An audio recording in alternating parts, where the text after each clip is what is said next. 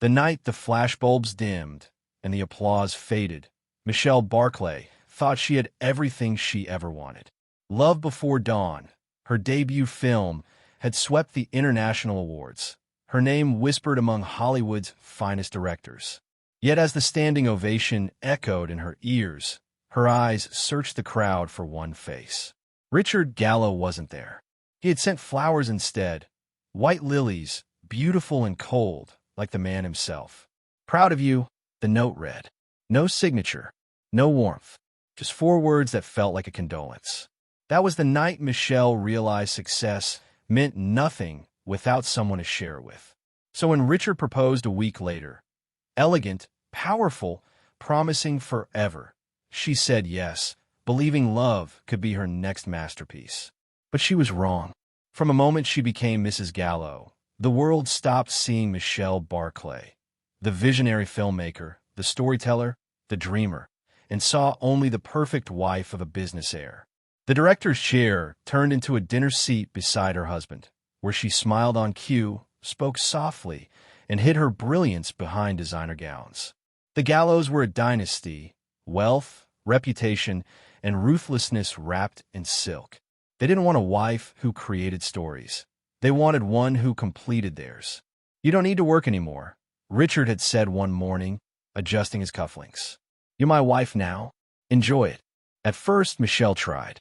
She attended charity luncheons, learned the family's unspoken rules, and smiled through every condescending remark from her sister-in-law, Blair, and her icy mother-in-law, Beatrice. The Gallow mansion became her prison, a house so vast it echoed with silence. She missed the noise of film sets, the chaos of creativity, the hum of her own purpose. Now, the only hum she heard was the faint buzz of expensive loneliness. Richard changed too. The man who once watched her short films with pride now barely looked at her. He was always away. Meetings in Tokyo, conferences in Berlin, or, as rumors whispered, private dinners with Ruth. Ruth Hutton, Richard's sister-in-law, the family's golden widow. Her husband, Sean, had died tragically young, and Richard had sworn to take care of her. Michelle had tried to understand their closeness, but there was something unspoken in Ruth's eyes, something possessive. At family dinners, Ruth would touch Richard's arm a little too long, laugh a little too softly at his jokes. Michelle saw it. Everyone did. But the Gallows had a way of pretending, of building lies so beautiful they looked like truth. "Don't be paranoid, Michelle," Richard had snapped once when she confronted him. "She's family. She needs me." "Needs you," Michelle thought bitterly. "What about me?" Then came the night of the anniversary party. The mansion shimmered with chandeliers and champagne. Michelle wore a silver gown, a smile she didn't feel, and hoped that maybe, just maybe, Richard would remember what the day meant. He didn't. He toasted to family and loyalty, his eyes lingering on Ruth, not her. The applause stung more than the champagne's burn. Later, when the crowd thinned and the stars blurred above the pool, Ruth approached her, glowing, graceful, pregnant. "Michelle," Ruth said softly, "I know you try your best, but maybe this family isn't meant for everyone." Michelle froze. "What's that supposed to mean?" Ruth smiled faintly. "It means you should know your place." And then, as if fate itself decided to twist the knife, Ruth stumbled backward. A splash, a scream, and the world shattered. Water churned. Panic erupted. Guests gasped as Richard dove into the pool. Not for his wife, but for Ruth. "Richard, help me," Michelle shouted, slipping on the wet marble as she tried to reach the edge. "I can't swim." But Richard never looked back. He pulled Ruth into his arms, wrapping her in a towel as she cried and trembled. All performance, no truth. "She pushed me," Ruth whispered between sobs. "Michelle pushed me." The accusation spread like fire. Within minutes, the laughter of the evening turned into murmurs of scandal. Beatrice's face turned white with fury. Blair smirked like a cat, watching a canary bleed. "You almost killed the Gallow heir," Beatrice hissed. Michelle's voice shook. "I didn't touch her. She slipped. Ask anyone." But no one did. No one ever asked the woman who was easy to blame. Richard stood there, dripping wet, eyes cold and uncertain. "Michelle," he said quietly, "if you just admit it, this will all be over." Her breath caught. "You think I did it?" He didn't answer. That silence said everything. Days turned into hell. The tabloids devoured her reputation. Jealous wife attacks, star widow. The Gallows locked her out of her own home. And Richard, the man who once promised forever, let them. When she tried to explain, he refused to listen. When she cried, he turned away. And when she pleaded for him to believe her, he simply said, "You've embarrassed me enough." At night, she lay awake replaying every moment, every kindness she'd given, every dream she'd surrendered. The woman who once commanded cameras now couldn't even command her husband's respect. But it wasn't until the day they dragged her before the family council, a grotesque display of power and shame, that Michelle finally understood. She was nothing to them. They demanded a confession. Ruth's crocodile tears filled the room. Beatrice demanded punishment. And Richard, standing at the head of the table, couldn't even meet her eyes. "Just say you did it," he said. "Please, Michelle, let's end this." She stared at him, her heart cracking one final time. "You believe everyone," she whispered, "but your own wife." He said nothing. The room fell silent except for the ticking of the old grandfather clock, each second carving away what little was left of her love. Michelle stood, her voice steady for the first time in months. "I gave up my career, my dreams, everything for you. But I won't give you my soul." Richard's hand tightened on the table. "What are you saying?" She looked him straight in the eye, her tears gone, her strength returning like a flame reigniting in the dark. "I'm saying I'm done." The family gasped. Blair muttered a curse. But Michelle didn't stop. "For 3 years, I've lived like a ghost in this house, smiling for cameras that weren't mine, living a life that wasn't mine. You wanted obedience, Richard. You wanted silence. But I'm not your servant. I'm your mistake." And then, like a line written for the grand finale of a tragedy, she said it. "I want a divorce." For a moment, no one breathed. Richard's face went pale, his mask of control cracking for the first time. "You'll never survive without me," he hissed. Michelle smiled faintly, the first real smile she'd had in years. "Watch me." She turned and walked out, leaving behind the mansion, the gallows, the lies, and the last remnants of the woman she used to be.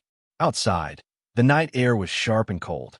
She looked up at the moon, its pale light glinting off the wet pavement like film reel shining in the dark. Her story wasn't over. It was just getting rewritten. Welcome back, my beautiful family and friends, to my YouTube channel. I have missed you all.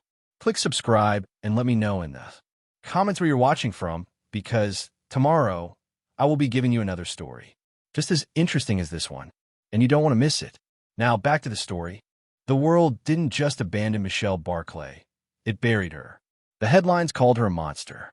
Jealous wife pushes pregnant sister-in-law into pool. Every article, every talk show, every whisper turned her name into poison. Reporters camped outside her gate. Strangers spit her name like it was a crime. Within a week, her friends vanished, her sponsors cut ties, and her bank accounts were frozen pending investigation. Even the maid, the one she had once helped pay for her son's college, refused to look her in the eye. When she finally stepped out of the mansion, there were no paparazzi flashes waiting to glorify her, only flashes of hatred. Cameras clicked not for her success, but for her downfall. Her last image on the tabloids was a photograph of her standing in the rain, soaked, humiliated, holding a single suitcase. The caption read, "The fallen director, alone and broke." And just like that, the name Michelle Gallow was erased. The city didn't forgive, and the Gallows made sure of it. Behind closed doors, Richard called her a disgrace. His mother demanded she be punished for the family's reputation. Ruth, wrapped in fake fragility, cried for the cameras and built her fame on Michelle's destruction. And so, Michelle disappeared, not out of defeat, but necessity. She left quietly before dawn, boarding the earliest flight to nowhere, leaving behind the ashes of her marriage and the ghosts of every broken promise. The sky outside the airplane window was pale gray, the same color as her heart. For days, she hid in cheap hotels, under false names, in silence. Her phone flooded with threats and pity alike. She turned it off. No calls, no noise, no one. Until one morning, her reflection in the cracked bathroom mirror looked back at her and said the truth she'd been running from. You don't belong to them. You never did. When the black car pulled up outside her motel, she thought it was another journalist. But the man who stepped out was wearing a familiar crest, silver wings embossed on a navy suit pocket. "Miss Barklay," he said, bowing slightly, "your father requests your return." Her heart froze. Father. That word carried a weight she hadn't felt in years. She had left home at 23, chasing dreams the Barklay name couldn't contain. Her parents, Scott and Vivian Barklay, had supported her passion but never her decision to vanish into Richard Gallow's shadow. Now, 3 years later, she was going back not as a daughter, but as a disgrace. The car ride to the Barklay estate was silent, the hum of the city fading into the vast quiet of old money and power. The gates loomed high, marked with the family's emblem, a film reel intertwined with laurel branches. It was ironic. The Gallows had treated her like dirt, yet her real bloodline owned half of Hollywood. As the car pulled into the marble courtyard, servants whispered, eyes widening at her bruised face and worn clothes. It had been years since she walked through those doors. Then, her mother appeared, elegant as ever, eyes red from crying. "Oh, sweetheart," Vivian whispered, pulling her daughter into an embrace that broke the last wall around Michelle's heart. "I didn't want you to see me like this," Michelle said through tears. Vivian smiled sadly. "Then you should know. You are not what they made you." Behind them, footsteps echoed.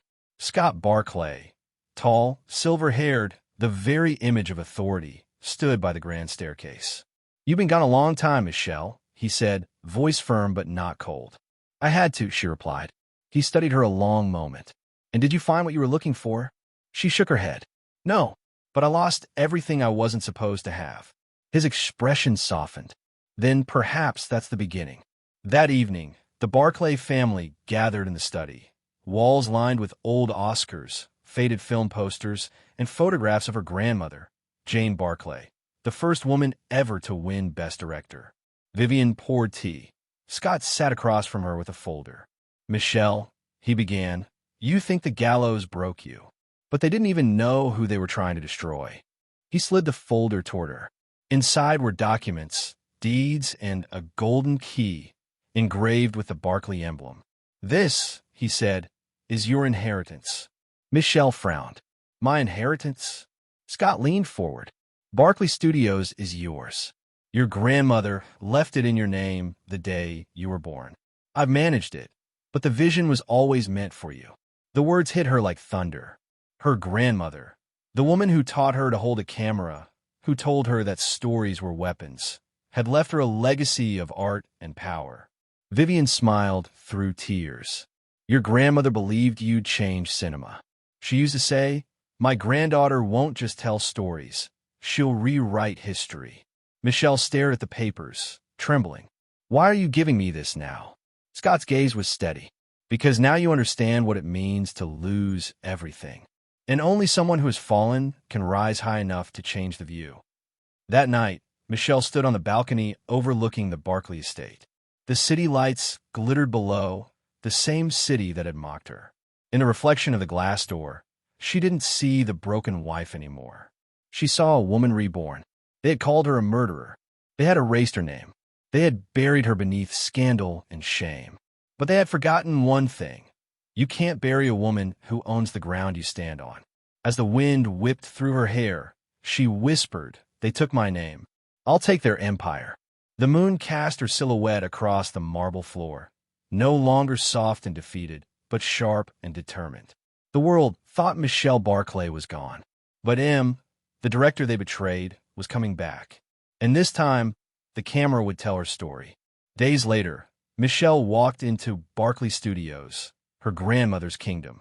The walls were alive with the echoes of film reels and laughter from another era. Workers paused as she entered. Some recognized her from the tabloids, others from her legendary film. "Welcome home, Miss Barklay," an assistant whispered. "Home." The word felt strange, heavy, and right. She ran her fingers across a vintage camera sitting on a display, the same one she had used for her first student film. For the first time in years, she smiled. Because this wasn't just her comeback. It was her reclamation. Her story was no longer one of loss, but resurrection.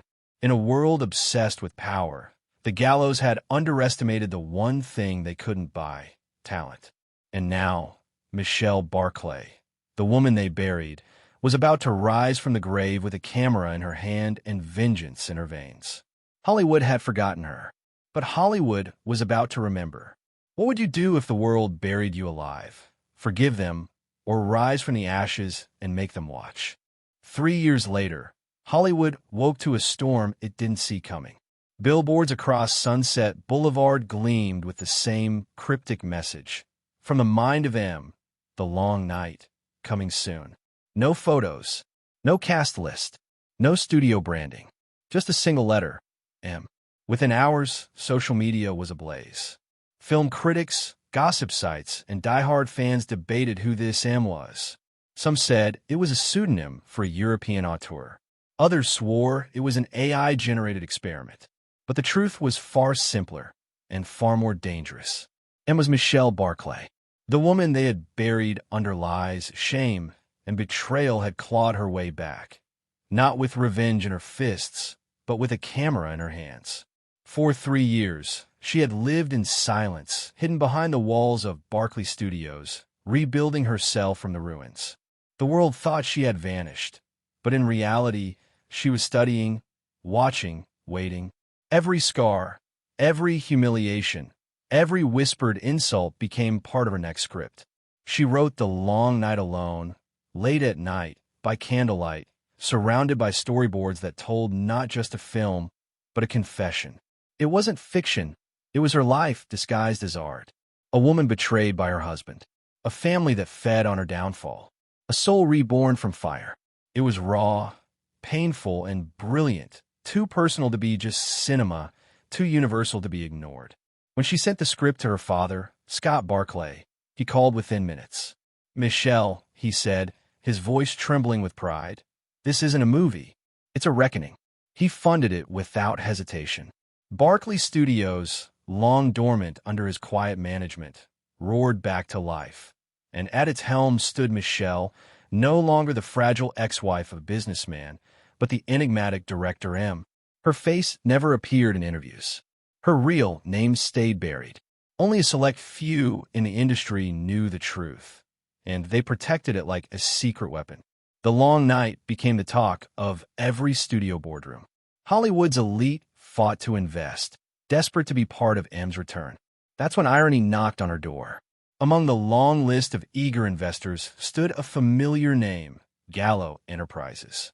Richard Gallow's empire had started to crumble. After Michelle's exile, his company's reputation suffered. Business deals slipped away, and the family's glamorous facade cracked under financial strain. The very empire that had destroyed her was now gasping for air. When her assistant brought her the file, Michelle didn't react. She simply turned the page, her pen tapping lightly on the Gallow logo. "They're offering $5 million for a share," the assistant said.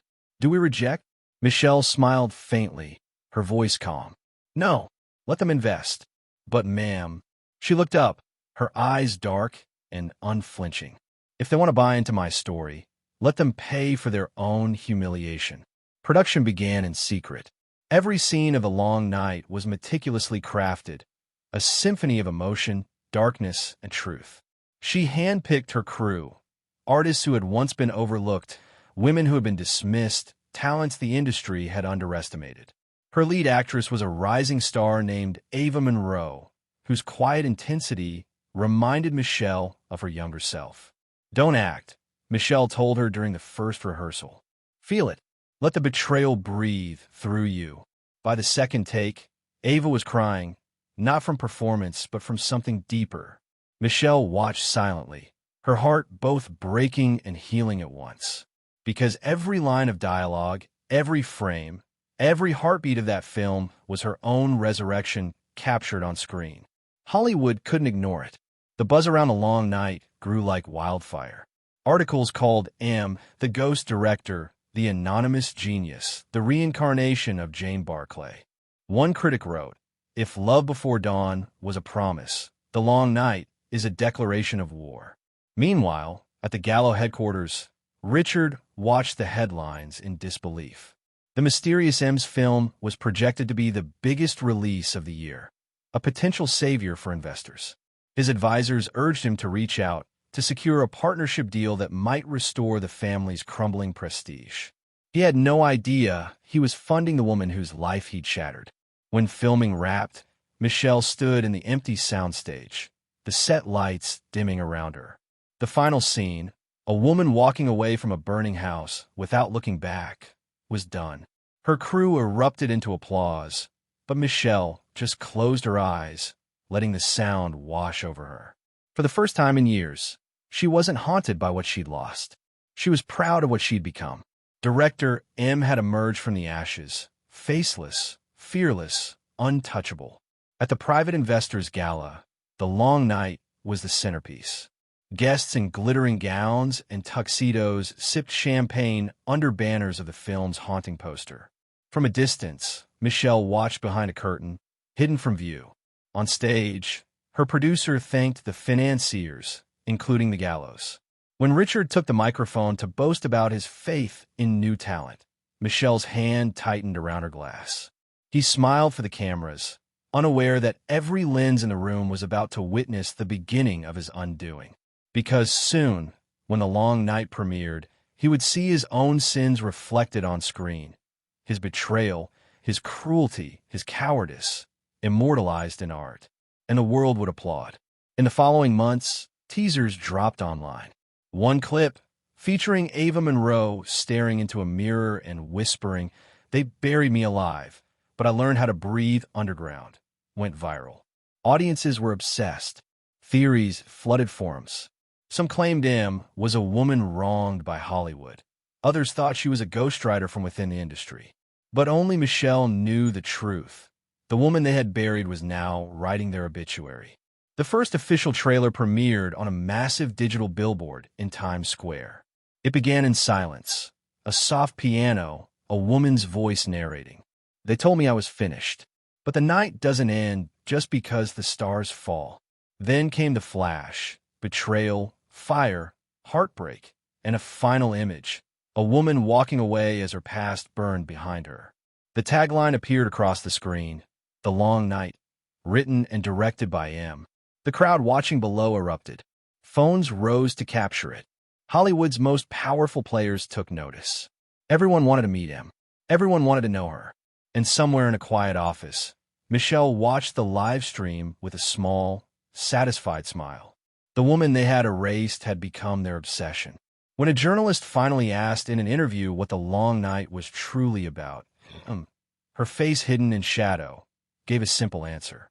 It's about survival, about what happens when you kill a woman's name, but forget that her story still lives. Her words echoed across the industry. Every studio wanted to collaborate. Every award jury whispered her name. And for the first time since her downfall, Michelle felt something she hadn't felt in years: peace. Not because she was forgiven, but because she no longer needed to be. The cameras rolled once more, not to capture her pain, but her triumph. Michelle Barklay was gone. But director M, fierce, untouchable, and immortal, had risen. Her suffering had become cinema. Her silence had become spectacle. Her name, once dragged through mud, now stood written in lights. The woman they buried had become the storm that would wash their empire clean. If you were given the chance to turn your pain into power, to make the world watch the story they tried to silence, would you rise behind the camera or remain buried in the dark? The ballroom glittered like a scene from one of her own films. Golden chandeliers, soft jazz humming through the air, and every powerful name in Hollywood gathered under one roof. The International Film Gala, the night where the industry's elite toasted its legends and crowned its new gods.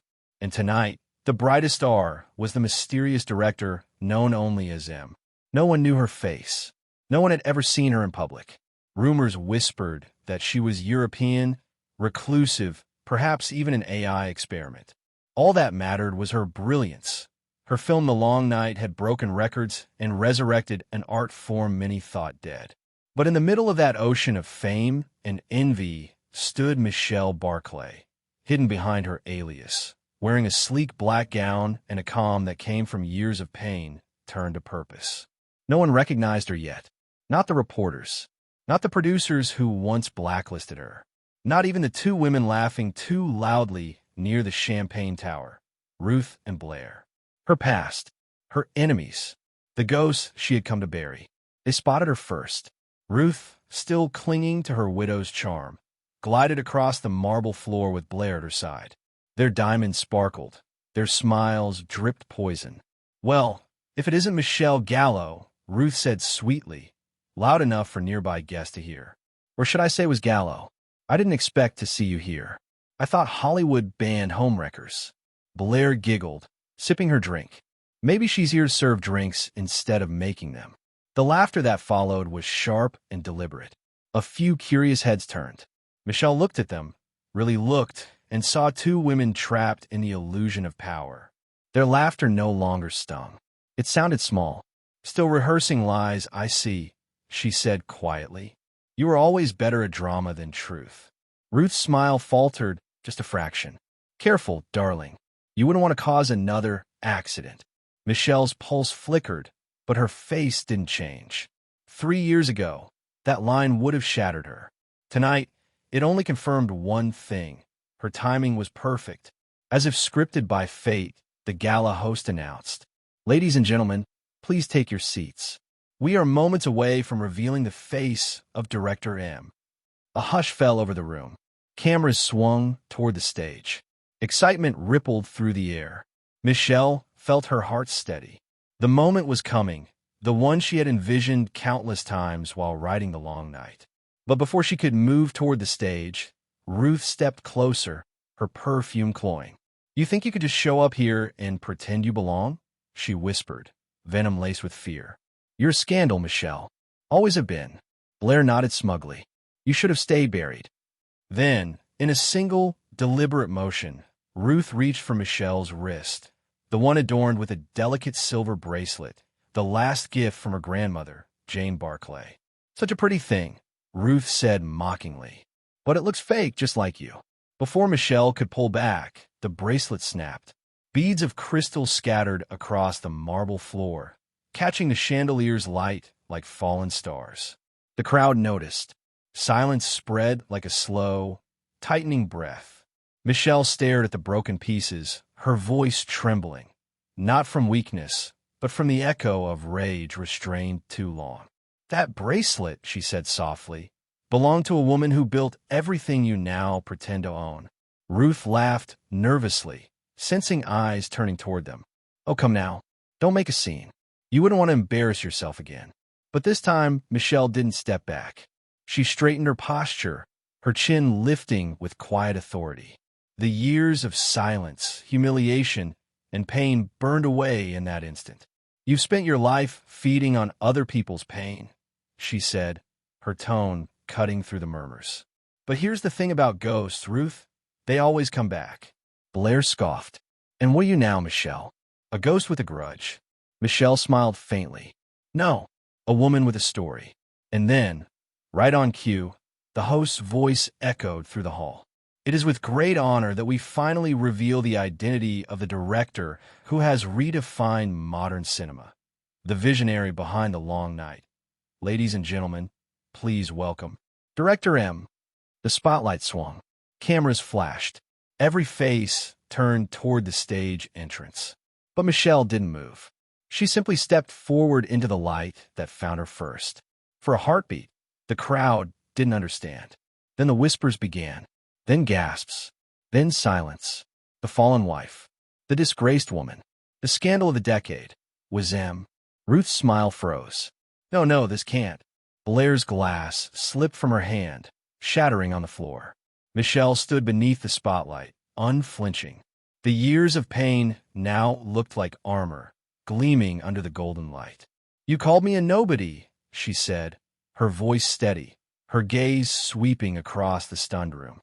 "Now you'll address me as Director Barklay." A wave of murmurs surged through the crowd. Awe, disbelief, admiration. Cameras clicked like thunder. The same reporters who once destroyed her reputation now scrambled for a photo, a quote, a glimpse of the legend. Ruth staggered back, whispering, "You lied to everyone." Michelle turned to her. "No, I just stopped telling you the truth." Her tone was calm, surgical. Every word landed like a scalpel. A producer approached the stage microphone. "Director Barklay, would you honor us with a few words?" She hesitated for only a second before stepping forward. The ballroom lights dimmed slightly, leaving her in the center, radiant, unbroken, untouchable. "When I made The Long Night," she began, "I wanted to explore what happens to a woman when the world decides her story is over." Her eyes found Ruth and Blair in the crowd. "When they bury her under lies. When they strip her of her name, her worth, her voice. But what the world forgets is this. Silence is never empty. It's just the sound of something powerful growing in the dark." A hush fell. The only sound was the click of a single camera shutter. "I was that woman," she continued, her voice trembling with purpose. "They buried me alive, but I learned to breathe underground. And now I'm done hiding." Applause began softly. A few claps, then dozens, then a roar that filled the hall. In that moment, the room didn't just see a director. They saw resurrection itself. As the ovation thundered, Ruth tried to slip away through the crowd, her face pale. But as she passed Michelle, the director's voice followed her, quiet, final, deadly composed. "Tell Richard," Michelle said, "that the woman he buried just premiered the story of his sins." Ruth froze. Michelle didn't even look back. She turned toward the cameras, toward the future, her broken bracelet still gleaming faintly on her wrist, repaired by light, not gold. That night, the news flooded every outlet. Director M revealed as Michelle Barklay. Hollywood's lost genius returns. From scandal to stardom. The woman who outlived her own headlines. But none of the headlines could capture the truth of that moment. The stillness, the grace, the quiet vengeance of a woman who had learned that the most powerful revenge is simply becoming untouchable. If the world that destroyed you suddenly stood beneath your spotlight, would you forgive them or make them watch your triumph in silence? It started with a deal, one that Richard Gallow thought would save him. His company, once the crown jewel of the Gallow dynasty, was crumbling beneath the weight of debt, scandal, and bad investments. The empire he'd inherited and Michelle had helped build from behind the scenes now resembled a sinking ship. Investors were pulling out. Shareholders were whispering betrayal. Even the press had stopped pretending to believe in the Gallows myth of power. Then came the miracle he thought he needed. The Long Night, a film so wildly successful that even before its official release, it had become the talk of every studio, every investor, every global market. The mysterious director M had revived Hollywood's faith in storytelling. And Richard, desperate to attach his dying name to something that breathed life, saw it as a lifeline. Ruth saw it as an opportunity. "She'll never know," Ruth said one evening, swirling wine in her glass. "We'll buy our way into her film, and when it wins awards, we'll be part of it. The Gallows will be untouchable again." Richard frowned, scanning the contract his advisors had drawn up. "The rights belong to some company called Barklay Studios," he muttered. "Who are they?" Ruth smirked. "Small players. Probably using M's name for publicity. You'll own them before they know it." Her confidence was venom in velvet. Richard wanted to believe her, because believing her was easier than facing the truth of how far he'd fallen. So he signed. Millions of dollars transferred overnight. He was sure he'd bought his redemption. But what he really bought was his destruction. 3 weeks later, The Long Night premiered. The world couldn't get enough of it. Critics called it a masterpiece, the most haunting, poetic revenge story of the decade. Awards poured in. Director M's identity reveal, as Michelle Barklay, shook the industry to its core. And Richard? He learned the truth, like everyone else, through the screen. When he saw her step onto the stage, radiant, unbroken, commanding the world's attention, his glass slipped from his hand. It shattered against the marble floor, echoing through the hollow silence of his study. Michelle Barklay, the woman he destroyed, humiliated, erased, was not only back. She was his business partner. Because Barklay Studios, the small company he'd invested millions into, belonged entirely to her. He hadn't bought her success. He had funded it. Ruth panicked first. "Richard, listen to me," she hissed, pacing the room as news channels replayed Michelle's speech on loop. "This can't be what it looks like. She tricked us." Richard's eyes burned. "You said Barklay Studios was nothing." "I didn't know. I thought." "You never think," he roared, slamming his fist against the desk. "You pushed her out. You lied about that accident. You ruined everything." For the first time, Ruth's perfect mask cracked. "You believed me," she shouted. "You always believed me over her." Silence. The kind that weighs more than words. Richard turned away, gripping the edge of the table. In the reflection of the dark window, he saw the truth, not just about Michelle, but about himself. He had been a puppet all along, pulled by pride and poisoned by manipulation. And now, every string was snapping. Meanwhile, at Barklay Studios, Michelle reviewed the new proposals flooding in. Brands wanted her, studios begged for her next film, and distributors were offering more money than she'd ever imagined. But her focus wasn't on fame. It was on precision. "Has the transfer from Gallow Enterprises cleared?" she asked her assistant. "Yes, ma'am. Full payment." They wired everything before the reveal. Michelle smiled, not cruelly, but with quiet satisfaction. "Good. Make sure our legal team locks the contract. He can't withdraw now." Her father, Scott Barklay, stood by the window, watching her. "You've done more than prove yourself," he said softly. "You've dismantled them without lifting a single weapon." Michelle turned toward him, her expression unreadable. "I didn't need to. They built their empire on lies. I just handed them the mirror."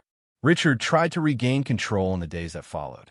He called emergency board meetings, tried to spin narratives to the press, even sent lawyers to renegotiate the deal. But every path led back to the same wall, Barklay Studios' ownership clause. Buried in the fine print was a single devastating line. All creative, financial, and legal control of The Long Night remained solely with director M and Barklay Studios. It meant he owned nothing. No rights. No claim. No control. He had paid millions to fund his ex-wife's film, a story that mirrored her betrayal and his cruelty, and he couldn't even stop it. When a studio board questioned him, Richard slammed the table. "I demand oversight on casting decisions, on promotional campaigns, on everything." The room went quiet. Then the door opened, and Michelle walked in. She looked every bit the powerhouse the world now knew her to be. Black suit, composed expression, a calm that could shatter steel. "Richard," she said simply. He froze. Hearing his name in her voice after all these years felt like standing on glass. "You don't belong here," he said coldly. She smiled faintly. "I own the company that funds your company. So technically, I do." Ruth, seated in the corner, shifted uncomfortably. The executives exchanged uneasy glances. Michelle placed a folder on the table. "You wanted control over casting," she said. "You wanted to dictate how I tell my story." Richard leaned forward. "That's right. You may be the director, but I'm the one who paid." Michelle interrupted softly. "No, Richard, you don't fund my vision." Her voice hardened. "You just finance your downfall." The room went dead silent. Every man at that table, every lawyer, every executive, knew exactly what she meant. Her film wasn't just a blockbuster. It was evidence, a confession disguised as art. The parallels between The Long Night and her real-life story were unmistakable. The industry had already begun to whisper the truth, that the villain in her film was Richard Gallow himself. And now, the investors who had once idolized him were quietly severing ties, one by one. Within weeks, Gallow Enterprises collapsed under investigation. A whistleblower leaked internal documents showing financial mismanagement, manipulated ledgers, and forged partnerships, all connected to Ruth. The scandal spread like wildfire. Headlines screamed, "Gallow Empire implodes amid fraud allegations." Ruth Hutton exposed. Lies, manipulation, and millions lost. Ruth's face disappeared from society pages and reappeared in legal filings. Her false charity accounts, her blackmail attempts, her accident insurance, all came to light. And Richard, left standing in the ruins of his once mighty empire, finally understood the meaning of karma. He had once destroyed Michelle's name with lies. Now truth had destroyed his. The night the Gallow logo was removed from its glass tower, Michelle stood in her office, overlooking the city. Her father joined her, silent for a while before saying, "It's over." Michelle nodded. "No," she murmured. "It's balanced." Her reflection in the window was calm, resolute, the image of a woman who didn't seek revenge for cruelty's sake, but justice through creation. The woman they had broken now owned the story they once tried to write for her. And this time, she would decide how it ended. If the people who betrayed you came crawling back, not knowing they were handing you their own destruction, would you warn them or let them sign their fate? The night of the long night premiere was more than an event. It was a reckoning. The entire city pulsed with anticipation. Cameras lined the crimson carpet, flashes painting the night in bursts of white fire. Theaters from Los Angeles to London had sold out weeks in advance, but only one mattered. The grand premiere at the Imperial Theater, where the world would finally witness director M's masterpiece in all its glory. Michelle Barklay stepped from her car, dressed in silver, the color of moonlight and memory. Every reporter shouted her name. Every lens sought her face. Once, these same cameras had captured her downfall. Tonight, they recorded her resurrection. The marquee above glowed like prophecy. The Long Night, a film by director M. She smiled faintly as the crowd chanted her name. They didn't just see a director. They saw a story, a woman who had fallen, vanished, and returned stronger than the storm that tried to drown her. But not everyone came to celebrate. Because lurking beyond the velvet ropes, wearing a bitter smile and a designer gown that couldn't hide her desperation, was Ruth Hutton. Ruth had lost everything. Her fortune frozen. Her name dragged through every tabloid headline. Her allies scattered like ash. But tonight, she came to reclaim control the only way she knew how. Through chaos. "I'm going to end her," Ruth whispered to the trembling assistant beside her, clutching a small flash drive in her manicured hand. "The world thinks Michelle Barklay is a hero. Let's remind them who she really is." Her voice dripped venom. Her eyes, once polished with charm, were wild with resentment. She slipped past security, her press badge forged, her plan perfect, or so she thought. Because Ruth had forgotten one thing. Michelle had written this script long before Ruth ever stepped into the frame. Inside, the lights dimmed. The crowd settled into velvet seats. Hollywood's most powerful figures sat shoulder to shoulder. Actors, critics, studio heads, journalists. The air itself hummed with awe and curiosity. Michelle sat in the front row, poised and silent. To her left, her father, Scott Barklay. To her right, the new generation of filmmakers she had inspired. And behind her, in the shadows, Ruth slipped into the aisle, her flash drive clutched like a weapon. The screen flickered to life. The first frame appeared, the haunting image of a woman standing before a burning mansion. The audience gasped. But Ruth wasn't watching. She was waiting. Halfway through the film, Ruth rose from her seat, her voice slicing through the darkness like glass. "This entire film is a lie," she shouted. The audience turned, startled. Security froze, uncertain. Cameras pivoted. Ruth stormed down the aisle, her heels striking the marble like gunshots. "She's manipulating you," she screamed, pointing at Michelle. "You're all worshiping a fraud. She ruined lives, my life. She faked everything." Whispers rippled through the theater. Phones rose, recording. Michelle remained still, her expression unreadable. "Tell them," Ruth shrieked.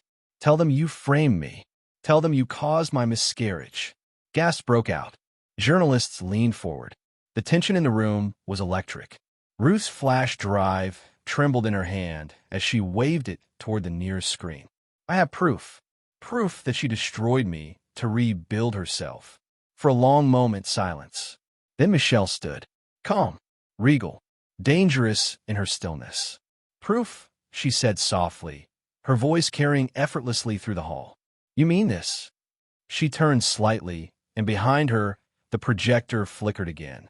The screen went black for a heartbeat, and then security footage appeared. The audience froze. The date stamp read 3 years earlier, the night Ruth had fallen into the pool. The video showed everything. Ruth slipping intentionally, no push, no struggle, just a performance.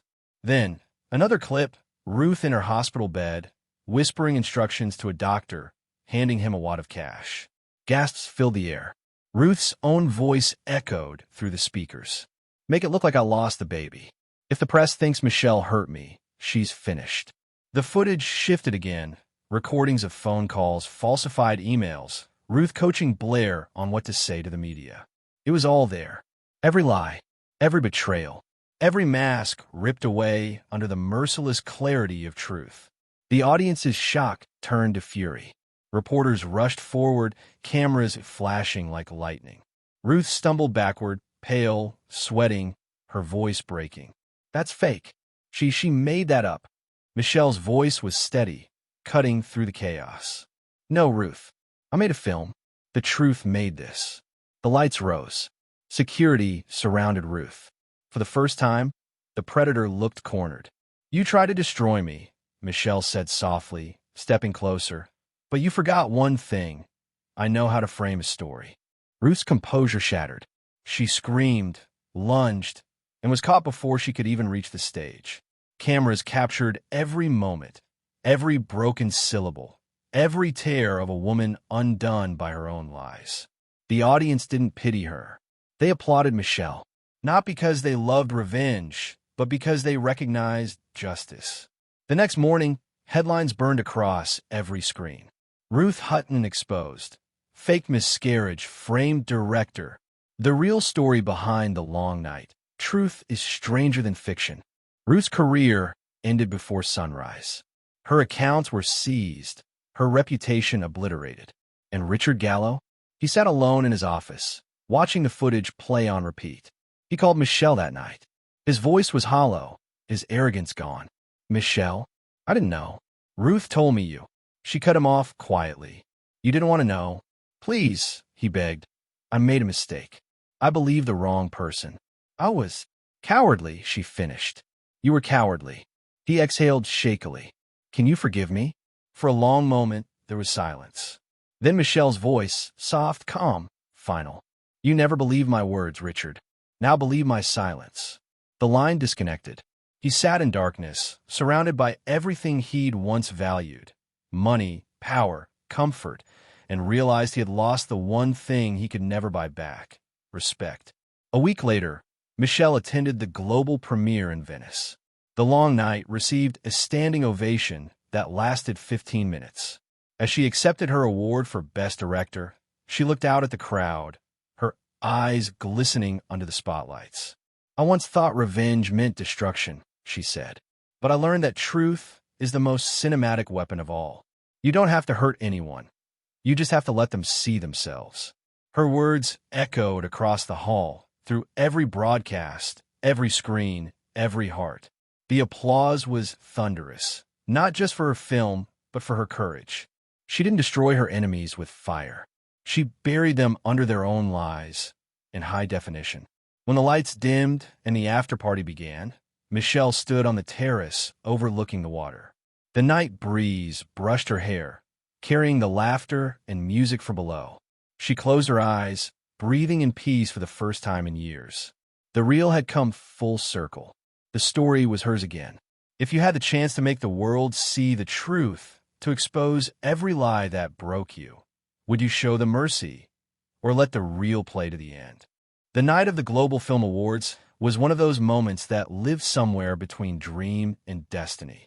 The theater shimmered under golden lights, chandeliers blazing like constellations. Celebrities filled the hall, draped in couture and expectation. Every camera lens pointed to one name: Michelle Barklay. The woman who had once been erased was now the heartbeat of Hollywood.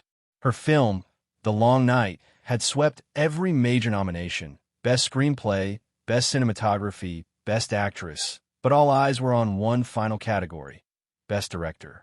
It was the moment the world would decide whether her story ended in vindication or victory. Michelle sat among her cast and crew, calm on the surface, though her pulse drummed like distant thunder. She wore a gown the color of starlight, silver and sharp, shimmering with every breath. Her hair swept back, her eyes steady, her presence radiant yet humble. Around her, whispers buzzed. She's the one who took down the gallows. She turned her pain into art. Director M changed everything. But Michelle wasn't listening. Her gaze was fixed on the stage where her father, Scott Barklay, had just been called up to present the award. The audience erupted in applause as the legendary producer and studio mogul, the man who had built Barklay Studios from dreams and discipline, walked to the podium. He adjusted the microphone, his voice deep, warm, and proud. Tonight, he began, we honor not just a filmmaker, but a storyteller, one whose courage turned suffering into something eternal. I know this artist personally. I watched her fall, and I watched her rise. And tonight, the world gets to call her what I've always known her to be. He paused, smiling faintly as the card trembled in his hand. A visionary. The hall held its breath. Scott opened the envelope, his voice clear and certain. The award for Best Director goes to Michelle Barklay for The Long Night. For a split second, the world was still. Then it exploded, applause like thunder, cheers like ocean waves. The room rose to its feet. Michelle froze, stunned not by the win, but by the sheer weight of it. The culmination of every humiliation, every betrayal, every sleepless night spent fighting the ghosts of her past. Her crew urged her up, tears in their eyes. She rose slowly, her breath trembling, her heart blazing. As she walked toward the stage, flashbulbs erupted in a storm of light. The same flashbulbs that once captured her shame now immortalized her triumph. When she reached the podium, her father met her with open arms. They embraced, a quiet, powerful moment between two generations bound by legacy and love. I'm proud of you, Scott whispered. I know, Michelle replied softly. You believed in me when I didn't believe in myself. He stepped aside, letting her take the microphone. The applause faded into reverent silence. Michelle looked out over the audience, a sea of faces, some adoring, some envious, some guilty. And somewhere among them, in a far corner of the room, she saw them, Richard and Ruth, shadows of their former selves. Their names were no longer invitations, but warnings. They sat apart from the rest, uninvited but desperate to witness the woman they tried to destroy. Michelle's gaze lingered for a heartbeat, not with hatred, but with closure. Then she smiled faintly, lifted her award, and began to speak. When I first started making The Long Night, she said, her voice steady, people told me that some stories were too dangerous to tell, too personal, too painful. They said I should move on. She paused, glancing down at the golden statuette in her hand. Its engraved title gleamed beneath the lights. Real Payback, the director's vengeance. Her voice deepened with emotion. But the truth is, silence never heals. It only buries us alive. I made this film for every woman who was ever told her pain was too inconvenient, her voice too loud, her dreams too much. The crowd hung on every word. For every woman silenced, she said, her tone rising, this is your story too. The words landed like a heartbeat, echoing through the hall. A hush fell, not from politeness, but reverence. Even the cameras seemed to pause, capturing her in perfect stillness. Powerful, vulnerable, unbreakable. The applause began slowly, one pair of hands, then another, then the entire hall standing to honor her. Tears glimmered in eyes, both young and old. Some saw their daughters in her, others their mothers, their sisters, their own forgotten strength. Michelle smiled through the blur of light and sound, her chest rising with something purer than pride, freedom. When the music swelled and she walked off stage, her father took her hand, leading her through the roaring ovation. This is the final cut, he murmured, pride glistening in his eyes. She nodded. The ending I wrote for myself. Backstage, she stood before a wall of cameras for interviews. Every question blurred together. How does it feel? What's next for director Barklay? Will there be a sequel? But Michelle only smiled, answering them all with the grace of someone who no longer needed to explain herself. When the final flash faded, she turned and walked toward the exit. Her steps were light, unhurried. Outside, the night air was cool and clean, a contrast to the stifling luxury of the ballroom. The red carpet behind her was lined with fans holding posters of the long night. Some shouted her name. Others simply clapped as she passed. At the far end of the carpet, a car waited, sleek, black, and familiar. She stopped for a moment, glancing back one last time at the theater's glowing marquee. It reflected off the glass doors like a crown. Real Payback, the director's vengeance. Her story, once stolen, now immortalized. Richard stood near the steps, waiting. His tuxedo hung loose, his eyes hollow. "Michelle," he called softly. She turned slightly, her face unreadable. "I just wanted to say, I'm sorry," he whispered, "for everything." Michelle studied him. The man who once defined her world, now just another ghost in it. "You taught me something," she said quietly. "That love without respect is just control. And forgiveness without change is surrender." He lowered his eyes, ashamed.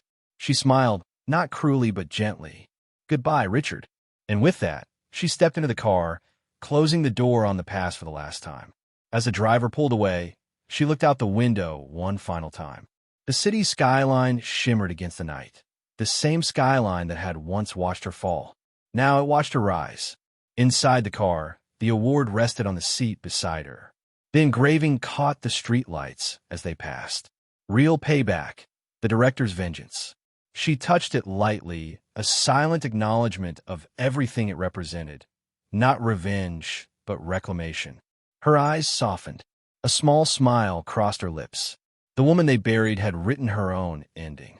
And in the grand theater of life, that was the truest revenge of all. Outside, reporters called her name, cameras flashed, and the world celebrated the legend she had become. But Michelle Barklay, daughter, artist, survivor, no longer needed the world's approval. She already had her piece. As the car disappeared into the glittering night, the city lights flickered like closing credits. Her story had begun with silence. It ended with applause. And somewhere, in that electric quiet between the two, she finally found herself. When the story of your life reaches its final cut, will you let others write your ending? Or will you rise, take the camera, and direct your own?